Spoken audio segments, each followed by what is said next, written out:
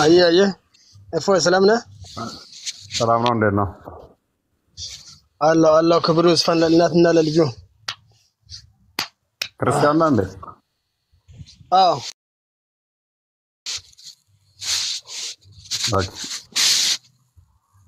ምን እንታዘዝ? አይ ቲንክ የሙስሊም አካውንት ይመስላል አካውንት። ቆይ አዎ እኔ አልሐምዱሊላህ ሙስሊም ነኝ። ክርስቲያን ምክንያት ነው። አንተ ጥያቄ ልጠይቅህ ነው ገባሁት። ቆይ እንኳንም ደህና መጣህ። ቆይ አንተ ጥያቄ ጠይቀህ ልውረድ። አልሐምዱሊላህ እኔ ሙስሊም ነኝ። 10 ጥያቄ የምትጠይቃለህ እንዳወርድ። እሺ ለምን ወርዳለህ? ተረጋጋ። ቆይ አዳምጣ። በመጀመሪያ ክብሩ ይስፋ ለእናትና ለልጅ ያልከው ለማን ነው? ለእናቴ ለወለደችኝ እናቴ ነው። ለማራብ ያልኩ መስራልኝ። ኦኬ ስለዚህ በእስልምና ሽርክ ይቻላል ማለት ነው። እንደዚህ ብሎ ማመስገን ይቻላል። ይሁን እሺ። ባይ አልወጣኝም ምን አትሳቅ። አካውንት ላይ ኢብኑ ተሚያ ይላል አካውንት ላይ አይደለ? ባልሳሳት ኢብኑ ተሚያ ነው የሚለው አካውንት። ኢብኑ ተሚያ ነው የሚለው አካውንት። ማፍሬንድ ማንበብ ከቻልክ እኔን ጠይቀኝ። አካውንት ምን ያህል ብለህ እኔን ጠይቀኝ እንጂ አንተ እንትፈለክ ጅሎቹን አስገብተህ እንደፈለክ በል እንጂ ከኔ ጋር ልትል አይችልም ምንም ነገር። እኔ የምጠይቅህ ጥያቄ ያለኝ ጥያቄ ጠይቅ በልኝ። ቤቴ ነው እኮ አክብሬ ነው የመጣሁት። ቆይ ፕሮፋይልህ ላይ ያለው ስሙ ኢብኑ ተሚያ ነው የሚለው ማን ነው? ሜቢ ቼክ አድርጉልኝ። ለኔ እንደዛ ይመስለኛል። ስለ ፕሮፋይል አያገባህም። ጥያቄ እንጠይቅ። ኢብኑ ተሚያ ነው ወይ የሚለው ብሎ ነው የጠየቀህ። ኢብኑ ተሚያ ልታስተምር ነው መሰለኝ እዚህ ተቀመጥከው። ፕሊዝ ኤም ነኝ ተረጋጋ። ኤም ነኝ ተረጋጋ። ቆይ ውይይት ትፈልጋለህ አንተ? እፎይ ስሙ ስጠራው ትፈልጋለህ አትፈልግም? ኤም ነህ በለው። ኤም ነህ ቆይ ኤም ነህ ተረጋጋ። መሐመድ ብለህ ጥራኝ። ስሜ መሐመድ ነኝ። ኢብኑ ተሚያ ብለህ ጥራው። እንደውም እፎይ ኢብኑ ተሚያ ቆይ አንዴ ስሜ መሐመድ ይባላል። መሐመድ ብለህ ጥራኝ። ችግር የለውም። መሐመድ ብዬ ጥራለሁኝ። መሐመድ ማን ነው? ፕሊስ እጠራለሁኝ። ችግር የለውም። ያ መሐመድ ብለህ ጥራኝ። ስሜ መሐመድ ነው የሚለው። ኧረ ተረጋጋ። ቆይ ተረጋጋ። ውሃ ጠጣ።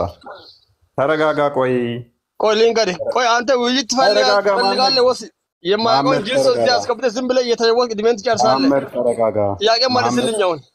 መሐመድ ተረጋጋ። ሙሐመድ የሚለውን ስም ከወደድከውና የምትከተለው የምታምንበት ቢሆን ኖሮ ስምህን ሙሐመድ ትለው ነበረ። እፎይ ተረጋጋ።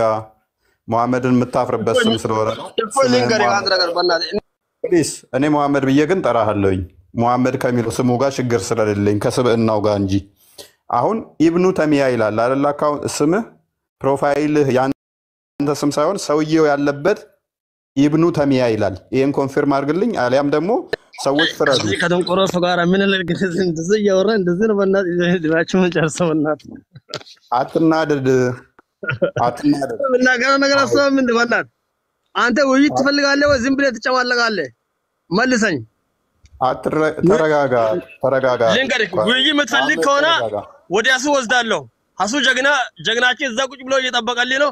ወዲያሱ ወስዳለሁ። ካሱ ጋር ፕሊዝ ተረጋጋ። ወዲያሱ ወስዳለሁ። ተረፍ ወይ በእናትህ ገላግለን ፕሊዝ። ከእንደዚህ አይነት ሰው አንዴ እንትና ውይይት ትፈልጋለህ አትፈልግም? ቆይ አንዴ ተረጋጋና። ሰው ይታዘብሃል። ሙሐመድ ሰው ስለሚታዘብህ ከስር ያሉት ይታዘቡሃል። አንተ እንደዚህ ስጮህ እኔ ደስ ይለኛል። እስልምና መልስ እንደሌለውና እንዲሁ የመጮህ እምነት እንደሆነ ከስር ያሉት ታዝበው ከእስልምና እንዲወጡ ስለምትጠቀም ማንም ይሰማ የለም። እንዲህ ስጮህ መልስ እንደሌላችሁ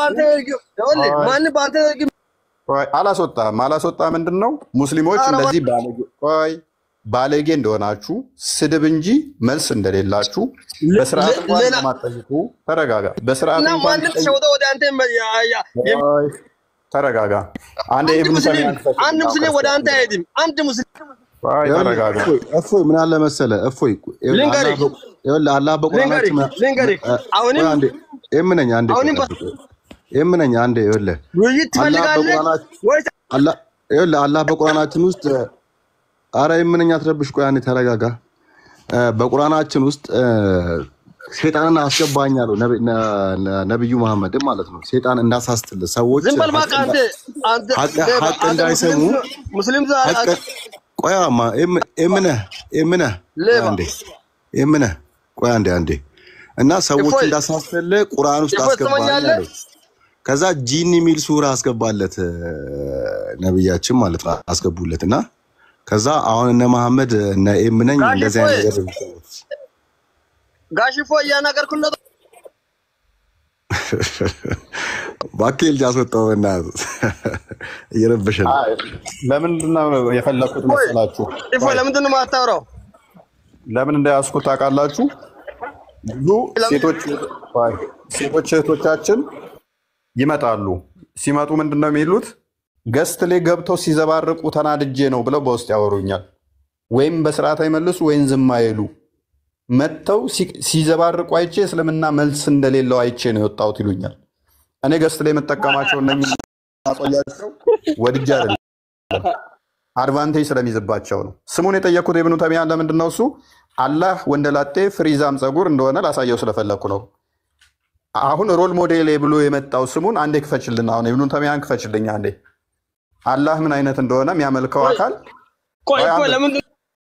ቆይ አንዴ አንብቢለት እንትና ኢብኑ ተሚያ ስለ አላህ ምን ብሎ እንደተናገረ አንተ ዘለው የመጣው ፕሮፋይል ላይ ያደረከው እሺ ፎይ አዳምጥ ኢብኑ ተሚያ ትልቁ ሊቃችሁ ቆይ አዳምጥ አንብቢው እንትና ምንድነው ብታረጉኝ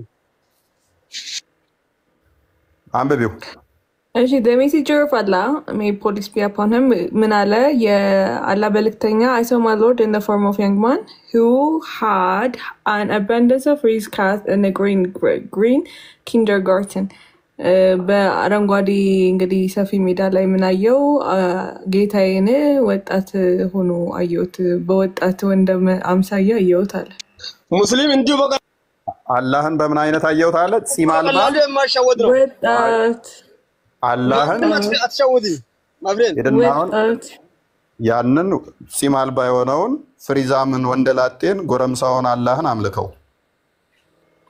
ሲተረጎም ጎረምሳ ነው የሚለው ያንግ ማን ማለት ጎረምሳ ማለት ነው ወደ አማርኛ ተርጉሚላቸው ያንን ጎረምሳ አካል በጭቃ ብኩቶ የሰራህን አካል አምልከው ሄድና ይሄንን የጠየቁ ለምንድን ነው እሱ ጊፍት ይሰጠኛል ከስር ሆኖ ደግሞ ማለት ነው ለምን ኢብኑ ተሚያ ነኝ ብለህ መጣ ኢብኑ ተሚያ ተማሪ ነኝ ብለህ መጣ ኢብኑ ተሚያ ደግሞ ሼክ አልእስላም ይባላል ባይዘይ ሼክ አልእስላም ይሉታል የሙስሊሞች ሼክ ዋና ተብሎ ነው የሚቀመጥ ነው አብዛኞቹን ያስተማራቸው ነው አይ ቲንክ እነ ኢብኑ ከሲርም የሱ ተማሪ ናቸው ማለት በቃ የነሱ እንትን ነው እነ ኢብን ቀይም አልጃውዚ እነኚህ ከሱ እንትን ያሉ ናቸው ወጣቱን አላህን ጺማልባውን ጎፈሪያሙን ሹርባው አይምን ፍሪዛሙን ጸጉሩን የሚጠቀልለውን ድሬድ ጃሉድ አንተን እንዳይሆን አላህ ያሉት ጃሉድን እንዳይሆን አብዱል ፈተና ስማማ ልጁ እኮ የሚለፈልፈው ሰውኛ ይመስልሃል እንደ ሸይጣን እኮ ነው የሚለፈልፈው ያ ትጠይቃለህ ተባለኩ እንዴ ይኮ ጸበል ያስፈልጓል ልጅ አሬ ተመል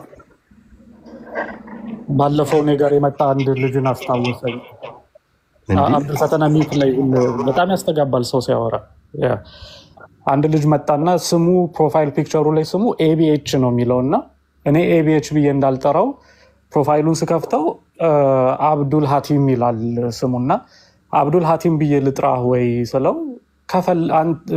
እንደዛ ብለህ መጥራት ከፈለክ አንተ መጥራት ትችላለህ እንዴ ስምህ እኮ ነው አብዱል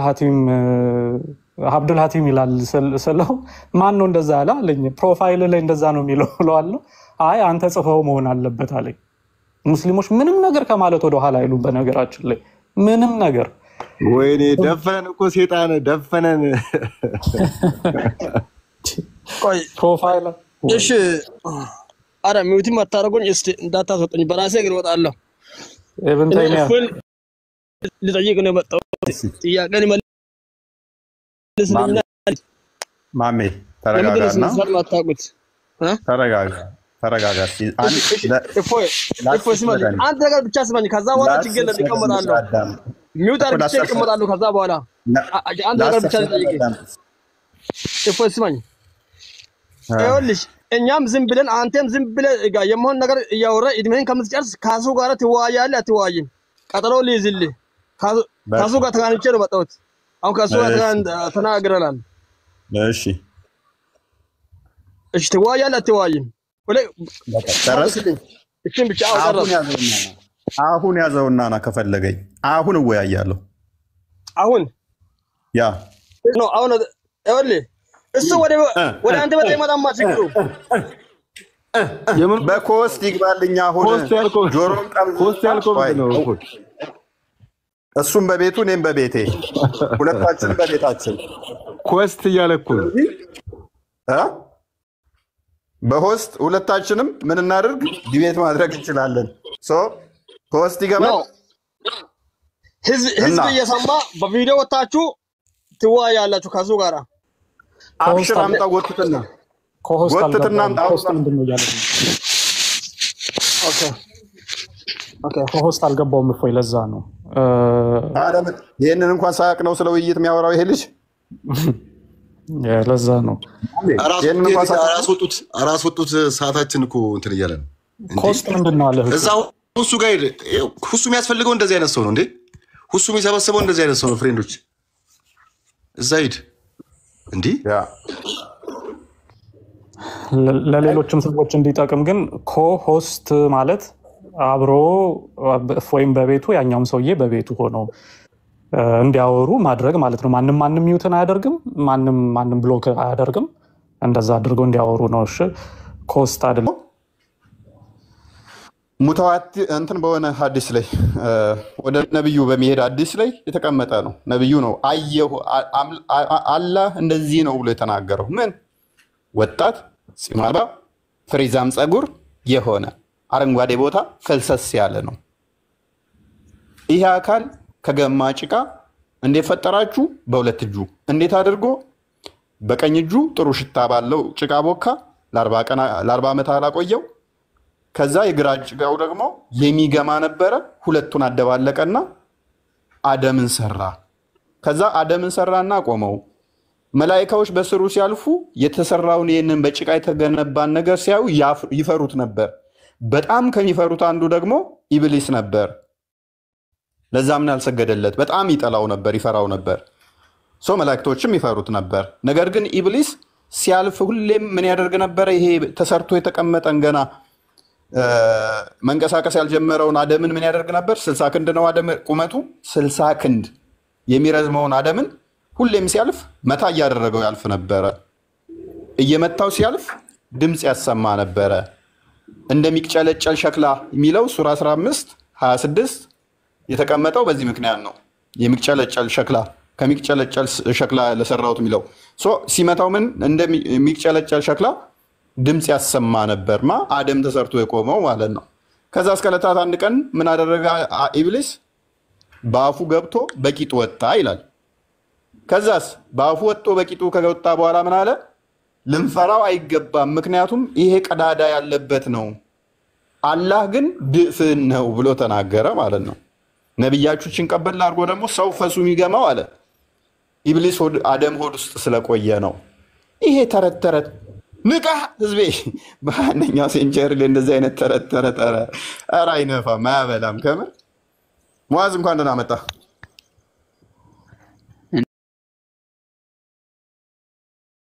እንዴት ናችሁ ሰላም ናችሁ ሁሉ ሰላም አለን ኦኬ ከየትኛው ሴክት ነህ ከሱፊ ወይንስ ከዋቢያ እንደዛ ይባላል እንዴ በደንብ አለ ዋቢያ ነህ ማለት ነው ሱፊዎች ከሆኑ በኮንፊደንስ ይናገራሉ አይ ችግር የለም እኔ እስላም ነኝ ባላ ነው ዋቢያ ሀባሾችን ካስገባቸው አሁን እኛ እንዲህ ነን ብለው በግልጽ ይናገሩና ዋቢያዎች ሙስሊም አይደሉም ነው የሚሉት። በኮንፊደንስ ይናገራሉ። እናንተ ግን ታፍራላችሁ። ዋቢያ እኔ አሁን ካንዳንድ አውቄ ያለው ዋቢያ እንደሆነ ዋቢያ እንደመሆነ መጠን ኢብኑ ተሚያን ትቀበላለህ። ኢብኑ ተሚያ ምን ብሏል በመጽሐፉ ላይ? ሙሐመድ አላህን በወጣት ፂም አልባ ፍሪዛም ጸጉር አይቶታል ይለናል። አምላክህ ችግር የለም እኮ እሱ እኮ አይደል። አሁን እኔ በቁርአን አምናለሁ፣ በሐዲስ አምናለሁ፣ በቃ በነብያችን አምናለሁ፣ በአላህ አምናለሁ። ስለዚህ እኔ ዋህብያ ምናምን ደግሞ ማስረጃ የለም። አንተ አላህ የት ነው ብለህ ነው የምታምነው? በዛ እናውቃለን ምን እንደሆንክ። ሴክትህን የት ነው አላህ ያለው? ከአርሽ በላይ ነው ከአርሽ በታች? አረዲ አንተ ተው በቃ ለወራቱ አንተ በቃ እኮ ይሄው ፎይ ጠይቅ ልጅ ነህ አንተ። አላህ ከአርሽ በላይ ነው ያለው ወይንስ ሁሉ ቦታ ነው ያለው? የት ነው ያለው? ማዝ ንገረን። ዋቢያ ነው እኮ አርዲ እናውቃለን። አራህማን አርሽ ይስተዋ እኔ በቁርአን ነው ማምነው። እሱ እኮ አይደል። አሁን ለምሳሌ እኔ ጥያቄ ልጠይቅ ወይስ እንዴ? በቃ ዋህብያ ነህ ማለት ነው። በቃ እኮ አራህማን አርሽ ይስተዋ ብለህ ቁርአንን ጠቀስክ፣ ዋህብያ ነህ። ስለዚህ አትፈርበት። ዋህብያ ነኝ ብለህ ተናገር። እሺ አርዲ ዋህብያ ነው ያልከው። ዋህብያ ምንድን ነው? የአብደላ ዋሃብ ተከታይ ነህ። እሱ አይደለም ፖይንታችን። ዋናው ፖይንታችን ምንድነው? እሱ እንደዛ በላ ትርጉሙ ሳታውቅ ዝም ብለህ ዋህብያ ስትለኝ እኔ እኮ ደግሞ ልጠይቅህ ብዬ ነው። እሺ እኔ ጥያቄ አለኝና ወይስ እንዴት ትጠይቃለህ? ከመጠየቅ በፊት ግን ጥያቄያችንን አድረስ እናደርግና ጥያቄው ላይ ያለህን አቋም ተረተን እንትን እንላለን። አደምን አላህ በሁለት እጆቹ ነው የፈጠረው አይደለ?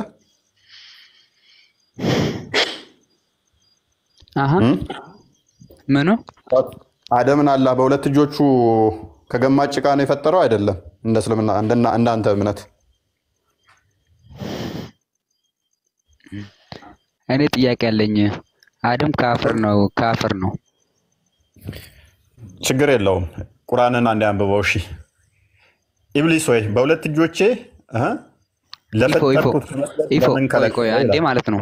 ወደ እንትን ሳትሄድ አሁን ለምሳሌ ቁርአን ነው እንጂ ወደ ሌላ ቋንቋ የተረጎመው እና ተፍሲሮቹ ደግሞ ከኛ ያመጣው። አሁን ለምሳሌ በእንግሊዝኛ ምናምን የለም እኮ ሲጀምር።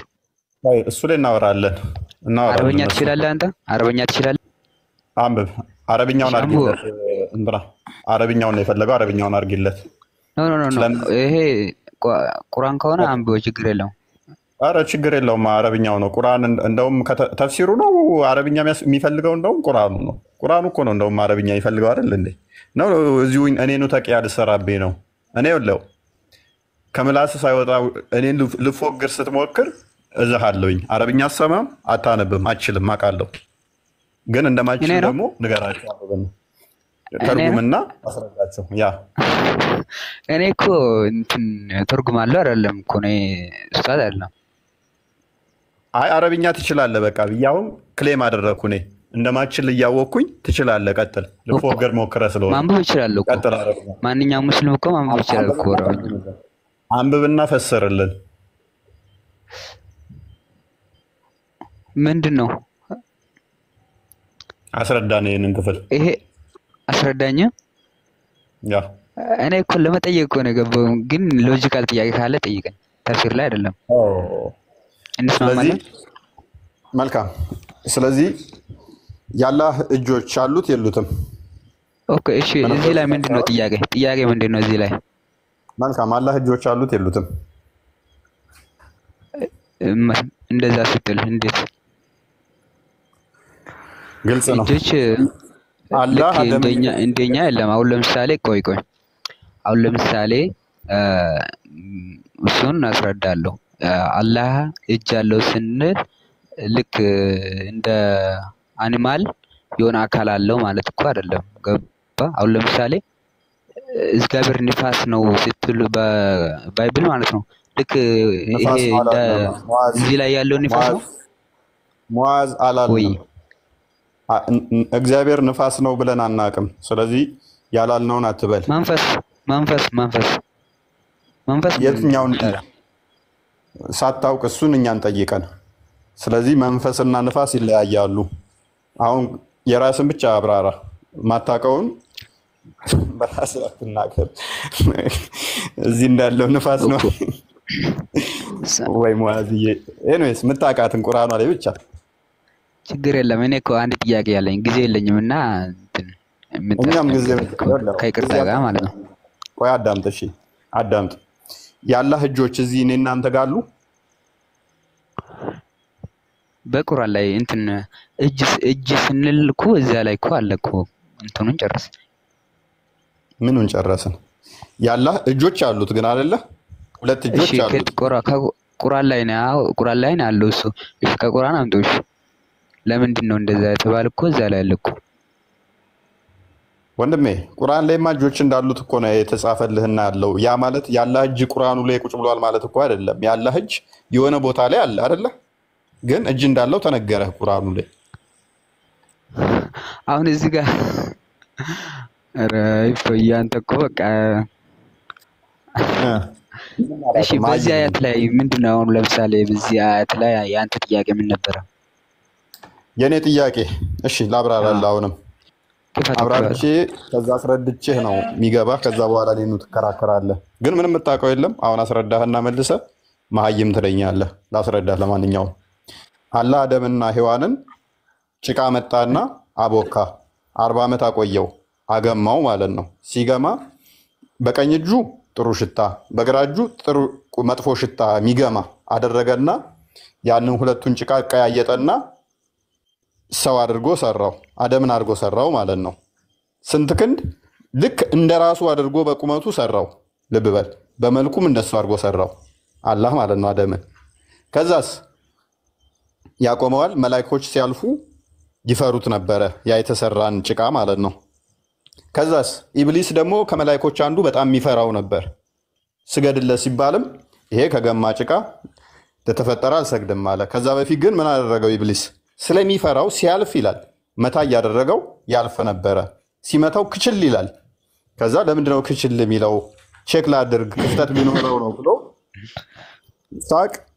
ይህንን ሱራ 15 26 ላይ፣ ሱራ 15 33 ላይ፣ ሱራ 38 75 ላይ፣ ስትሮፍ አጠበሪ ቮሊዩም 1 ፔጅ 262 ላይ፣ ፔጅ 263 ላይ በሐዲስም ጨመርልሃለሁ መረጃ ማለት ነው። ሳቅ። መሀይም በራሱ ከሳቀ ሜቢ እየነቃ ሊሆን ስለሚችል ማለት ነው። እኔ በመረጃ ወራለሁ ማለት ነው። ኤኒዌይስ ስለዚህ በአፉ ገባና ይላል ኢብሊስ በቂጡ ወጣ። ከዛ በኋላስ አደምን ናቀው። ለምን? ይሄ ቀፎ ነው፣ ለቀፎ መፍራት አይጠበቅብኝም አለ። ስገድም ሲባል አልሰግድም አለ። ከገማ ጭቃ ለተፈጠረ ለዚህ አልሰግድም አለ። ስለዚህ ዋና ፖይንት ምንድን ነው? እሱ ዋና ፖይንት ምንድን ነው? የኔ ዋና ፖይንት ምንድን ነው? አደም ግን እያወራ ያለው ይቅርታ ከቁርአን ነው ወይስ እየሰማህ አይደለም እኮ። አሁን ጥቅሶች ጠቀስኩልህ እኮ እየሰማኸኝ ስላልሆነ ነው። ምክንያቱም ከምስቅ ጥቅሶችን መጠየቅና ጥቅሶችን መያዝ ነበረብህ። ኤኒዌይስ በጭቃ እንትን ብሎ አድቦል ብሎ የሰራው ልክ እኛ ቃቃ እንደምንጫወተው አላህ እንደዛ የሰራው። ስለዚህ አላህ ፊዚካል ቦዲ ያለው የሚነካ የሚዳሰስ የሆነ ቦታ ላይ የተገደበ እጅ አለው። ይሄ አካል ደግሞ የተገደበ ከሆነ ቦታ ይፈልጋል፣ ወይንም ስፔስ ይፈልጋል፣ ወይም ፕሌስ ወይም ስፔስ ይፈልጋል። ባይ ዲፎልት ስፔስ እና ፕሌስ የሚፈልግ አካል ደግሞ ፈጣሪ ሊሆን አይችልም።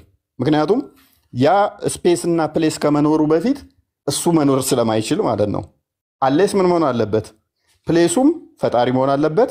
ስፔሱም ደግሞ አላህን የሚይዘው ቦታና ስፔስ ምንድን ነው የሚባለው? ጠረፍ ነው የሚባለው? ጠፈር ነው አይ ቲንክ።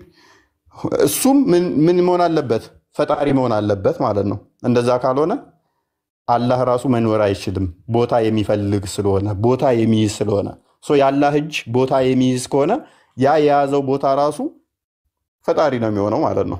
ቦታ ከመፈጠሩ በፊት ምን ላይ ነው ብዬ ጠይቃለሁና አሁን ወደ ጥያቄው ጠይቄያለሁ። ጥያቄው መመለስ ትችላለህ።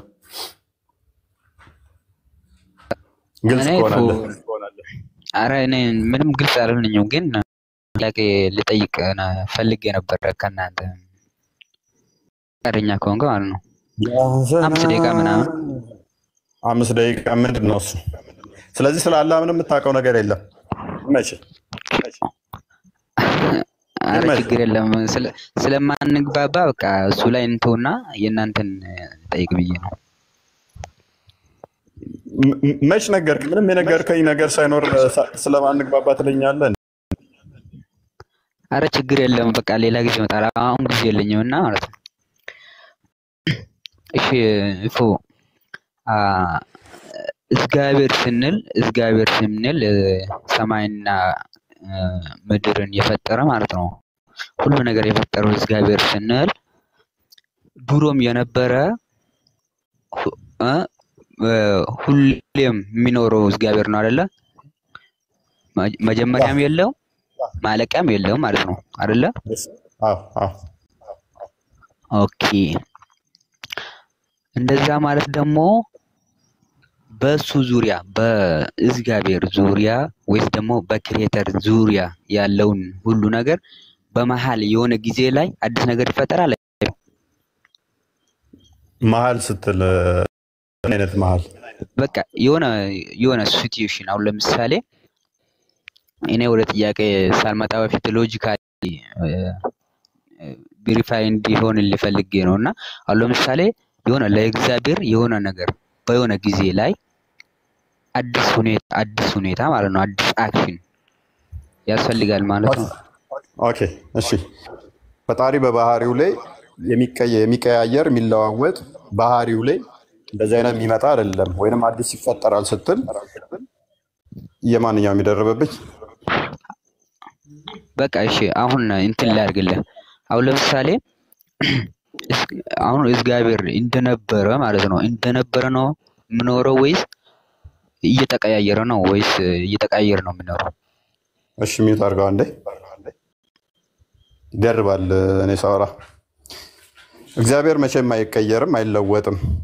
ትናንትም ዛሬም ያለ የነበረ ያው ሕያው አምላክ ነውና አምላካችን እግዚአብሔር ያው ነው። ሜቢ በእስልምናው ኮንሰፕት ከጠየቀኝ በእስልምናው ይቀየራል።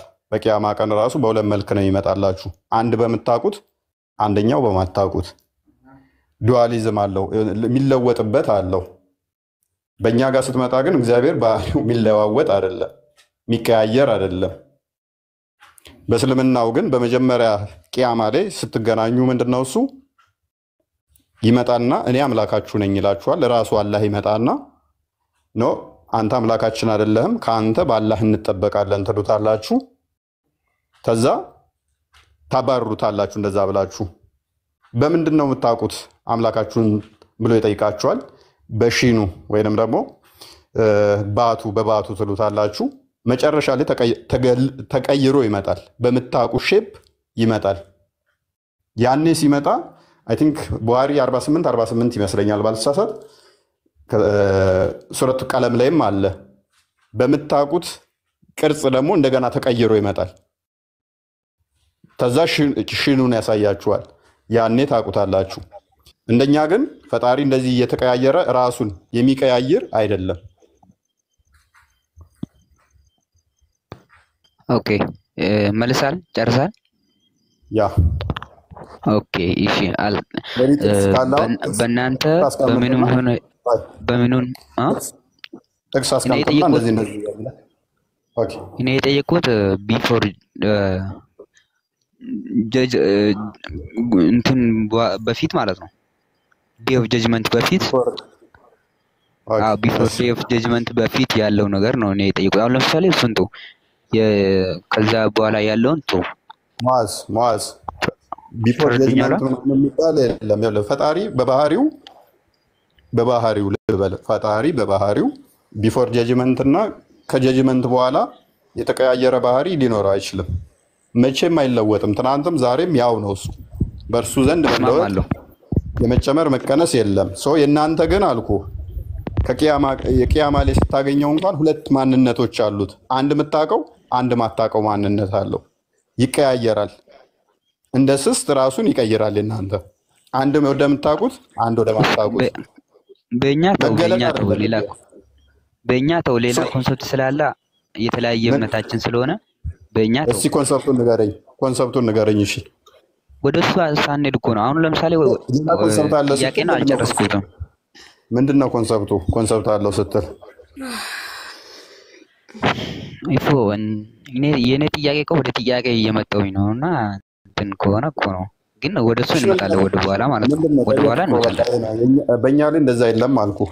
እሺ የለም ካልክ እና ታዲያ አሁን ለምሳሌ ኢየሱስ ክርስቶስን ከማርያም የተወለደውን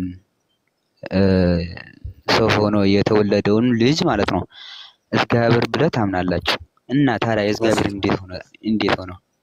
አዲስ ነገር አይደለ ይሄ ነገር? ምን ነው አዲስ? ኦኬ እግዚአብሔር ሰው ሆኖ መጣ። በፊት ግን ሰው አልነበረም ማለት ነው። ገባ? እዚህ ደግሞ ሰው ሆኖ ስለመጣ አዲስ ነገር። እሺ ማይካስ፣ ስለዚህ ምንድነው እሱ ጥያቄ? ክርስቶስ በስጋ ከመጣ ካዳ አልተቀየረም ወይ ነው? መለኮት የሚቀየር አይደለም፣ የሚለወጥ አይደለም። እኛ ቃል ስጋ ሆነ ሲል ያለመለወጥ ያለመቀየር ብለን እናብራራለን።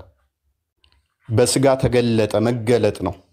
ያ የማይታየው አካል የማይዳሰሰው አካል የማይነካው አካል ነገር ግን በስጋ ተገለጠ ብለን ነው ምናምነው። መገለጥ ደግሞ መለወጥ አይደለም። መለኮት አልተለወጠም። ተለውጦ ወደ ሰውነት ተቀየረ ማለት አይደለም መለኮት። ነገር ግን ስጋን ለራሱ አዘጋጀ። ያ ባዘጋጀው ስጋ ግን ተገለጠ መገለጥ ነው እንጂ ተዋህዶ እኛ ስናምን ዮሐንስ ወንጌል ምዕራፍ 1 ቁጥር 14 ላይ ቃልም ስጋ ሆነ ጸጋና እውነትን ተሞልቶ በእኛ አደረ አንድ ልጅም ከአባቱ ዘንድ እንዳለው ክብሩን አየን ይላል። በስጋ ተገለጠ እንጂ መለኮት ወደ ስጋነት የሆነ ተለውጦ ስጋ እንትን ብሏል ማለት መለወጥ አይደለም፣ ወይንም ደግሞ መቀየር አይደለም። መለኮት መቼም አይቀየርም። ልክ አንደኛ ጢሞቴዎስ ምዕራፍ 6 ቁጥር 16 ላይ ሜቢ ቼክ አድርጊልኝ። የማይሞት እንትን ማይለው መለኮት ነገር ግን በስጋ ነው የተገለጠው። መለኮት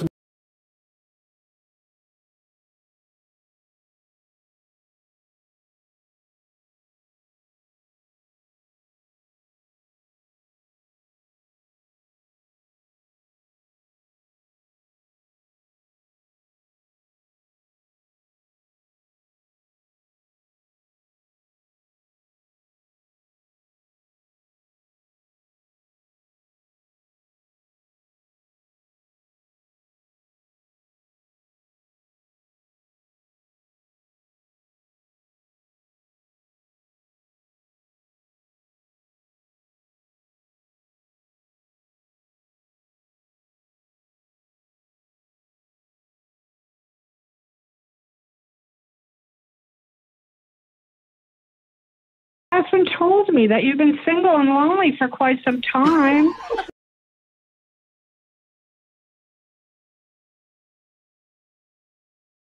አላሁ አልሐምዱሊላህ ሰላም ነኝ።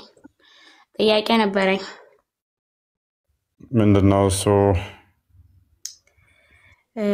ኢየሱስ ወይም ኢሳ አው ኢሳና ኢየሱስ አንድ ነው። ሳዲ ቆይ ጊዜ የለኝም። እሺ ይቅርታ አፎን ወጣቆ ቀጥለው እኮ ጥያቄው እንትን ልደገምልህ ወይስ መለስኩልህ እኮ በቃኝ፣ ደከመኝ። አሁን አምላክ አይቀየርም በስጋ ተገለጠ አልኩ። እሺ መገለጥ ወደ ፍጡርነት ተቀየረ ብለን አናምንም እኛ እኮ አዲስ አይደለም እኮ ነው ብለው ሙአዝ ቅድም ያልከውን ይፈሳል እኮ ሎጂካሊ። አሁን ለምሳሌ ሪዝነብል እኮ ነው የሚያደርገው። ፕሊዝ አዳም ሎጂክ ማታ ከሆነ ሜቢ ማስተማር አለብን ማለት ነው። ለአንተ አሁን በስጋ ስለተገለጠ ከስጋ ከመገለጡ በፊት እንደዚህ ምናምን ነገር እግዚአብሔር ለነቢያት አስቀድሞም ሲገለጥ ነበረ። ለምሳሌ ዘፍጥረት ምዕራፍ 18 ከቁጥር 1 ላይ ፕሊዝ ሚዩት አድርጋ እንዴ በስጋ አይሜን በሰው አምሳል ሲገለጥ ነበረ። ያ መገለጡ ግን እንትኑን ቀየረው ማለት አይደለም። ዘፍጥረት ምዕራፍ 18ን አንብበው ቁጥር 1 ጀምረ ለአብርሃም እግዚአብሔር ተገልጦለታል፣ በሶስት ሰው አምሳል ተገልጦለታል። ዘፍጥረት ምዕራፍ 19 ላይ ቁጥር 24 አካባቢ ላይ ነው ከቁጥር 1 ጀምረ እስከ 24 አካባቢ አንብበው እግዚአብሔር ተገልጦለታል። ቁጥር 24ን ቼክ አድርገው። እግዚአብሔር በተለያየ መልኩ በተለያየ ጊዜ ላይ ሲገለጥ ነበረ። ኦኬ ኢፎ ኢየሱስ እሺ ተገልጧል እንበልና ማለት ነው። ተገልጧል እንበልና እሺ ኢየሱስን ምድር ላይ የነበረበት ጊዜ ምግብ በልቷል፣ ሰው ያደረገውን ነገር አድርጓል ማለት ነው። እና እግዚአብሔር ሰው ያደርገውን ነገር ያደርጋል ብለህ ታስባለህ አንተ? እስኪ አስረዳኝ። እሺ ሚዩት አድርጋኔ ሰው ያደረገውን ሁሉ ፍጹም ሰው ነው ብለን እናምናለን። ነገር ግን ከኃጢአት በቀር ሰው ያደረገውን ሁሉ ብለህ አትያዘው። ሰው ያደረገውን ሁሉ ምን ሜቢ ወደ አንተም እንዳታመጣው ማለት ነው። ከኃጢአት በቀር እኛም መስሏል። ለምን ዕብራውያን ምዕራፍ 2 ቁጥር 15 ላይ በደምና በስጋ እንደተካፈለ የእኛን ስጋ እንደያዘ የያዘው ስጋ የመላእክን ሳይሆን የእኛን እንደሆነ መጽሐፍ ቅዱስ ይነግረናል። ሰው ፍጹም ሰው ነው፣ ፍጹም አምላክ፣ ያ ፍጹም አምላክ ነው፣ ፍጹም ሰው ነው። ፊልጵስዩስ ምዕራፍ 2 ቁጥር 6 ጀምረ ስታነበው ከቁጥር 1 ጀምረ አንብበው ስለ ትሕትና ሲናገር አስቀድሞ በእግዚአብሔር መልክ ሲኖር የነበረው የባሪያም መልክ ያዘ፣ በምስሉም እንደ ሰው ተገኝቶ ይኸውም ለመስቀል ሞት እንኳን የታዘዘ ሆነ ይላል። ስለዚህ ያ ፍጹም አምላክ ከሆነ ፍጹም ሰውም ከሆነ ስለዚህ ምን ሰው ደግሞ ምንድን ነው? ይበላል፣ ይጠጣል። ስለዚህ ምን እንላለን? ይበላል፣ በስጋ ይበላል ብለን እናገራለን ማለት ነው። መለኮት ግን የሚበላ የሚጠጣ የሚራብ የሚጠማ የሚደክም የሚታመም የሚሞት መለኮት የለም፣ አይደለም። ስለ ስጋው ግን እንደዛ ተብሎ ይነገራል፣ በስጋው ተብሎ ይነገራል። ምክንያቱም በስጋው ስለተገለጠ ስጋውን ፈጥሮ ስለተዋሃደው ራሱ ማለት ነው። በስጋው ስለታየ ማለት ነው። ኦኬ ቴንክ ዩ። ስለዚህ አሁን ለምሳሌ በስጋ እኮ ነው ያ ነገር እያደረገ ነበርና ስለዚህ መለኮት ብለን አንጠራም ማለት ነው አይደል? ምን አልኩ እኔ? ምን ብዬ ነው ያልኩት? መለኮት ብለን ስለ ኢየሱስ ብቻ ብለን ነው መጥራት አለ። ምን አልኩ? መለኮት አንተ ያልከው መለኮት ምግብ ይበላል ብለን አናምንም። በስጋ ብቻ ያለው ብቻ ነው ምግብ እንደዛን ያልከው አይደለ? ካልተሳሳትኩ ማዝ ያ የምታየው ኢየሱስን ሰው ብቻ ነው ብለን አይደለም የምናምነው። ልብ በል፣ ሰው ብቻ ነው ብለን ሳይሆን የምናምነው ፍጹም አምላክ ነው ብለን ነው የምናምነው። ምክንያቱም ፊልጵስዩስ ላይ የጠቀስኩልህ ለዛ ነው። በእግዚአብሔር መልክ ሲኖር የነበረው በስጋ እንደተገለጠ የነገርኩ ለዛ ነው። ስለዚህ መለኮት የሚራብ የሚጠማ አይደለም። ነገር ግን ስለ ስጋው ሲነገር አብሮ ይነገርለታል። ተዋህዶ ነው የምናምነው። አንነጥልም፣ አንከፍልም። ቆይ ሚዩታርክ ከፍለን ነጥለን አንናገርም። በስጋ የተገለጠው የመለኮት ሙላት በውስጡ አለ። መለኮት በባህሪው የሚጠማ የሚራብ የሚደክም አይደለም። ነገር ግን ኢየሱስ ምን እንደኔና እንዳንተ ስጋ ቢይዝም እንደኔና እንዳንተ ሰው ተብሎ ቢጠራም በተዋህዶ ደግሞ ምን አለ? ቃል ተዋህዶታልና እሱ ምንድነው? አምላክ ነው፣ ፈጣሪ ነው። ነገር ግን በስጋ ተገልጧል። ሜቢ ግልጽ ከሆነልህ ድምፁን ያስተካክሉ። ድምፁ ራሱ ይረብሻል እያሉ ነው ኮሜንታተሮቻችን። ማየኔ ነው። አዎ አስተካክል። ኦኬ ኤርፎን እኮ ነው። እኔ ችግር የለም። ለእናንተ ከተሰማ ችግር የለም ነው እየተሰማችሁ ዛሬ። ኦኬ በቃ በመጨረሻ ማለት ነው። በመጨረሻ እሺ፣ አንድ ኢየሱስ ክርስቶስ ሙስሊም ነው ወንድሜ ነውና አታመልኩሽ። አላህና መሐመድን የፈጠራቸው እሱ ነው። እኔስ አላህና መሐመድን የፈጠራቸው አላህን መሐመድ ፈጠረው፣ መሐመድን ደግሞ ኢየሱስ ፈጠረው። መሐመድ ደግሞ ሐሰተኛ ነብይ ነው። ስለዚህ እንደመፈክር ማለት ትችላላችሁ፣ መፍታችሁ ነው። እኛ ይገደሉ ይፈለጡ ይቆረጡ አንልም። እንደዚህ ስላላችሁ መፍታችሁ ነው ማለት። ኤንዌስ ኢኤስ ጣልቃን የገባንብሽ ሶሪ። አይ ቲንክ ኢኤስ ወይንም ሳዳ መሰለች። ኦኬ ኢኤስ ትቀድማለች ሳዳ። ኦኬ ደክሞኛል። አሁን ቀጥይ። እሺ የፈጠነ አሁን ወደ መኝታ እየሄድኩ ነው። ሳዳ እኔ ልጠይቅ። ምንድነው ጥያቄሽ? ጥያቄ ኢየሱስ ሳይወለድ በፊት ያኔ የት ነበር ያለው? እግዚአብሔር የት ነበር ያለው? ኢየሱስ በእግዚአብሔር ዘንድ ያለ አይምን ቃል በመጀመሪያ ነበረ፣ ቃልም በእግዚአብሔር ዘንድ ነበር፣ ቃልም እግዚአብሔር ነበር ይላል። አንዴ ትከፍችልናለሽ እንትና መዝሙረ ዳዊት ምዕራፍ 60 ቆይ እዚህኛው ላይ አንዴ ክፈችልኝ። ከመወለዱ በፊት ኢየሱስ ጥያቄ ልጨርስና ከዛ ወደ መልሱ ትገባለህ አይሻልም? እሺ የፈጠነ እንትን ልበላ ደክሞኛል አሁን። እሺ ዮሐንስ ወንጌል ምዕራፍ 1 አንዴ ክፈችልኝ።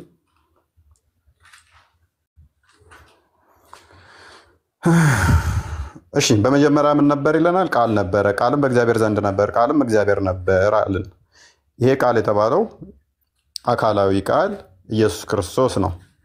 ልክ ዮሐንስ ራእይ ምዕራፍ 19 ቁጥር 13 ላይ የእግዚአብሔር ስሙም የእግዚአብሔር ቃል ተብሎ ተጠርቷል ብሎ የሚለው ማለት ነው። ሁሉ በእርሱ የሆነ ዓለምን እንኳን የፈጠረ ነው። ቁጥር 10 ላይ አድርጊልኝ አንዴ። ከመወለዱ በፊት ቃል የት ነበር ያለው? እግዚአብሔር የተባለው የት ነበር ያለው? ቁጥር 10 አንዴ አስምሪልኝ። በዓለም ነበረ። የት ነበረ እህታችን? ኢየሱስ ቃል በዓለም ነበረ፣ ዓለሙም በእርሱ ሆነ።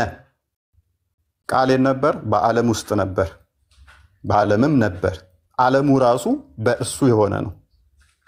ቁጥር 3 ላይ አንዴ አድርጊልኝ መልሾ አንዴ ሜቢ እንትን ለማድረግ ዓለም በሱ እንደሆነ ለማሳየት።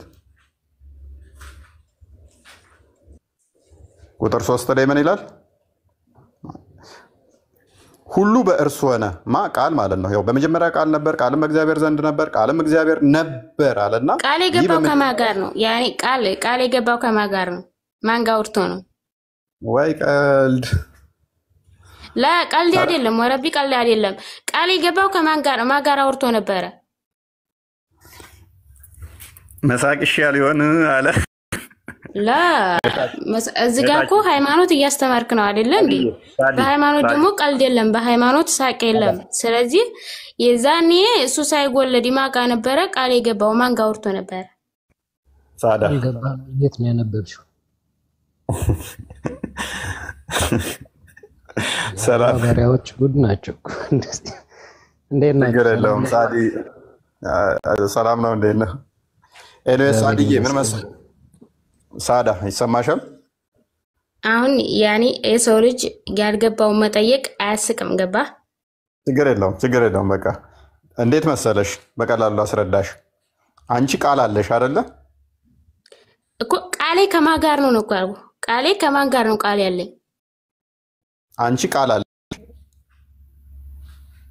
የምትናገሪው ድምጸት ሳይሆን ቃል አለሽ። የምትናገሪበት ቃል አለሽ። ያኔ በድምጽ ነው እንዴት ተናገረው? አልወጣኝም። ያንቺ ድምጽ ይኸውልሽ፣ ምላስሽን አንቀሳቅሰሽ አፍሽን ላንቃሽን ከፍተሽ ምናምን የሚፈጠር ነው። ቃል አለሽ አይደል አንቺ? ያ ጎበዝ። ቃልሽ ከአንቺ ተለይቶ አንቺ ሌላ ቦታ፣ ቃልሽ ሌላ ቦታ አይደለም አይደለ? አንቺ ቃልሽ በአንቺ ውስጥ ነው ያለው። እሺ ጎበዝ። ስለዚህ ቃልሽ የሆነ የ10 ዓመት በኋላ አይደለም ቃልሽ አንቺ ላይ መጥቶ የተገጠመው። ከአንቺ ጋር አብሮ የነበረ ነው ቃልሽ። ከአንቺ የተለየ አይደለም። ነገር ግን ከኔ ጋር የነበረ ነው። ግን ማን የፈጠረልኝ? ፈጣሪያችን አላህ ነው። የእሱን ቃልስ ያኔ በቃ አንዴ የአንቺን ቃል የፈጠረልሽ ማን ነው?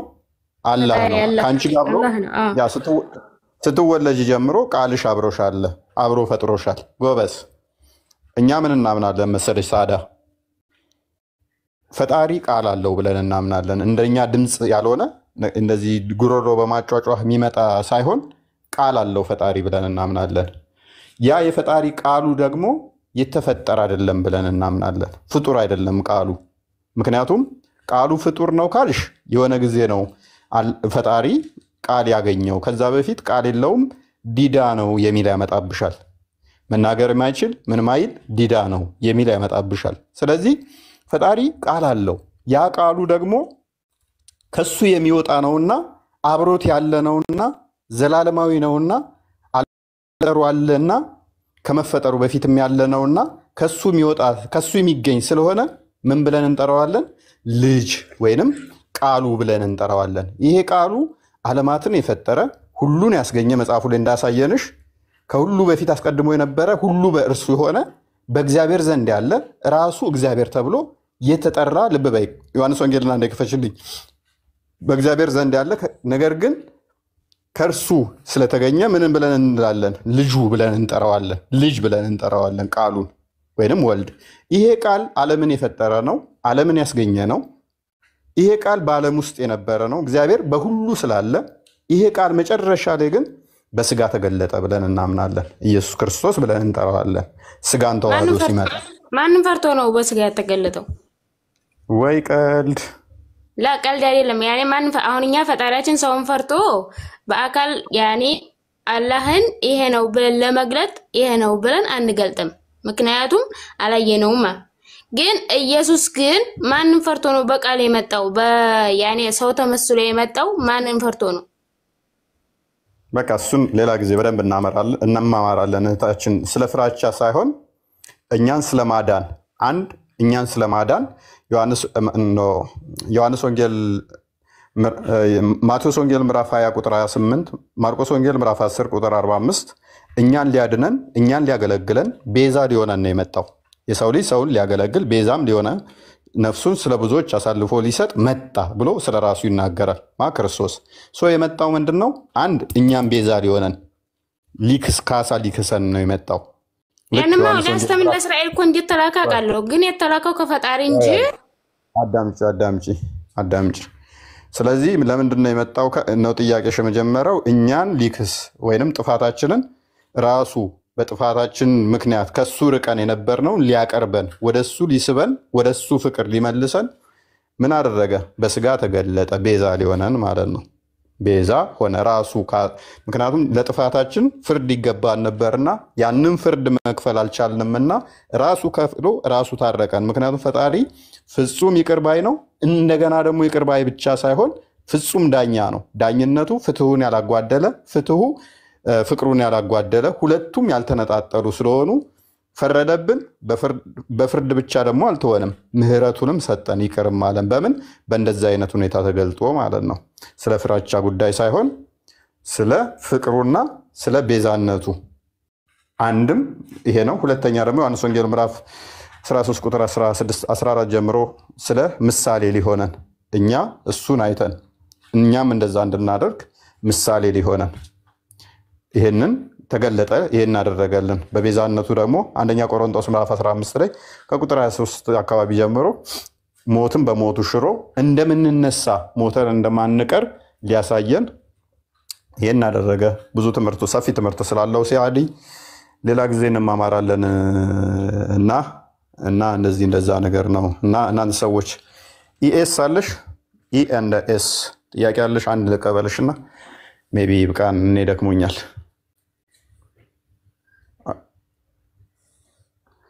አንተ ሰው የራሳችን አልመጣማ።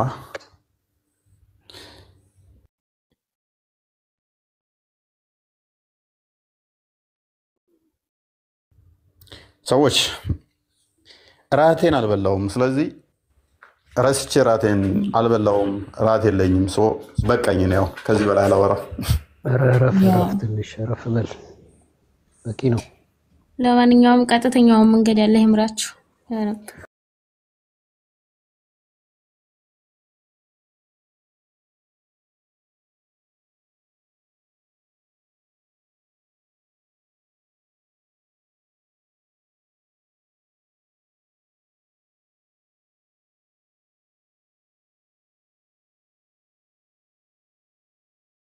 ሶስት ላይ ሲናገር አንድ ጌታ አንድ ሃይማኖት እንዳለች ይሁዳ አስቀድሞ ለአባቶቻችሁ ስለተሰጠች አንዲት ሃይማኖት እንድትጋደሉ ጽፍላችኋለሁ።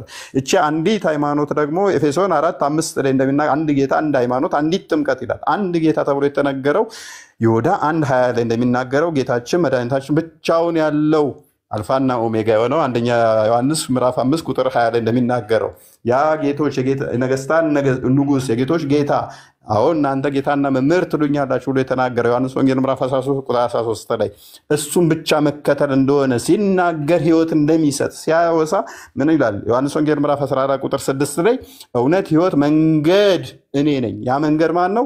ክርስቶስ ነው። ያ መንገድ ምንድነው? እውነት ህይወት ነው። ያ ህይወት የሆነው መንገድ እንድቀምሽ እንድትከተይ ዮሐንስ ወንጌል ምዕራፍ 11 ቁጥር 25 ላይ የሚያምንብኝ ቢሞት እንኳን ሕያው ይሆናል፣ ሕያው የሆነ ለዘላለም ይኖራል አለ። ሙሐመድ ምን አለ? ሱራ 19:72 ላይ ሁላችሁም ወደ እርሷ ወራጅ እንጂ አንዳችሁም የላችሁም አለ። ሱራ 46 ቁጥር 9 ላይ በእኔም በእናንተም ላይ ምን እንደሚደረግ እንኳን አላቅም አለ። ሁላችሁም ወደ ወራጅ ናችሁ፣ ወደ ገሃነም። ተፍሲራቶችሽን ቼክ አድርጊያቸው፣ አንዳችሁም አትቀሩም ይላል። ኧረ ተው እንደዚህ ተናደቅማ አትናገር። እንደዛ ያለው እኮ ሲጀመር አሁን የፈሰርከው እኮ በቃሽ። ስህተት የተናገርኩት ላይ ካለ ነገ ነኝና ጠይቂኝ። ለዛሬ ይብቃል፣ እርቦኛል። አሁን በቃኝ። ያ ይብቃል። ባናደሩ አረ ፋሚሊ እንደ ቤት ውስጥ ለካ በኢየሱስ እናንተ ቻው በቃ ኦኬ። እንትና ሰላም ሶሪ ሰላም ብዙም አላወራንም። ኖ ችግር የለውም። አረፍ በል በቃ። ደህና ደሩ።